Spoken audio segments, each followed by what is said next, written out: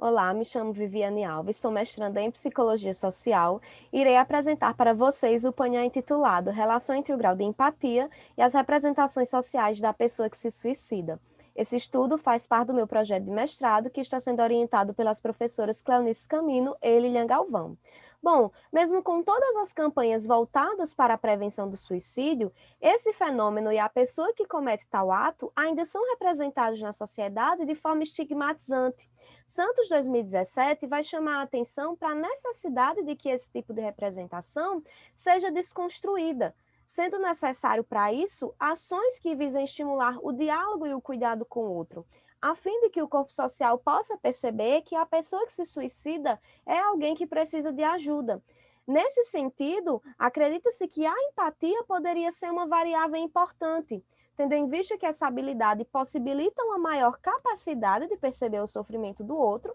como também influencia uma maior disposição para ajudar uma pessoa em risco de suicídio. Desse modo, acredita-se que ela poderia contribuir para a desconstrução dessas representações sociais estigmatizantes. Assim, o nosso estudo buscou investigar se há diferenças no modo como brasileiros representam a pessoa que morre por suicídio em função do seu grau de empatia. Para isso, foi realizada uma pesquisa quantitativa de natureza descritiva e exploratória, da qual participaram 868 brasileiros que tinham grau de empatia variando de 35 a 94 pontos. Esses participantes responderam a um questionário sociodemográfico,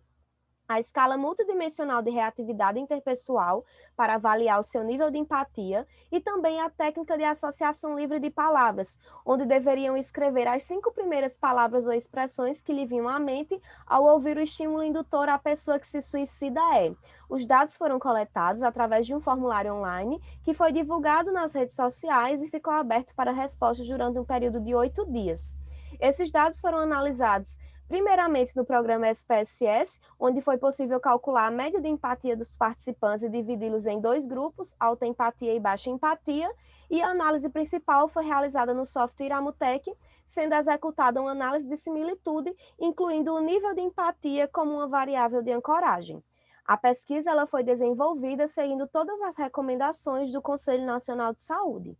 Chegando aos nossos resultados, vocês podem observar aqui na análise de similitude que ela se organiza a partir de 3 ramificações distintas, onde no centro nós podemos observar aquelas evocações que foram mais consensuais para os participantes. Aqui no lado esquerdo podemos observar aquelas que foram mais evocadas pelos participantes com baixo nível de empatia, e aqui no lado inferior direito, aqueles elementos que foram mais evocados pelos participantes com alto nível de empatia.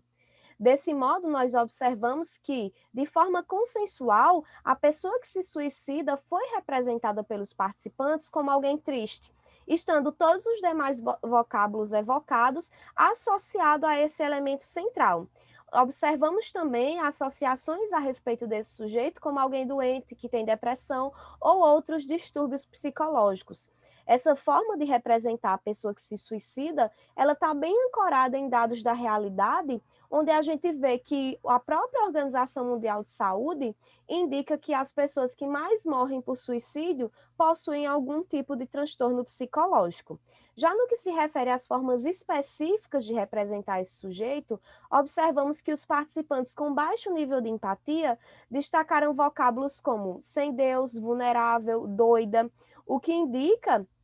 que, apesar de todas as campanhas que têm sido feitas para conscientização a respeito do fenômeno, representações estigmatizantes ainda são presentes no imaginário social.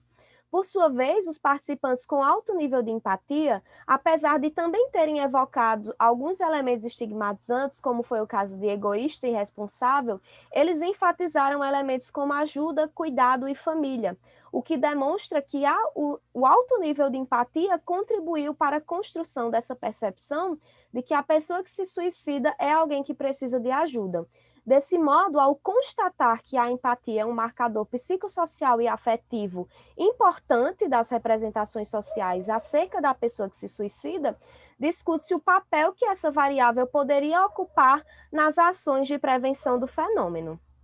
Então, aqui estão as referências que foram utilizadas nessa apresentação, e eu deixo com vocês o meu contato e também o meu muito obrigada.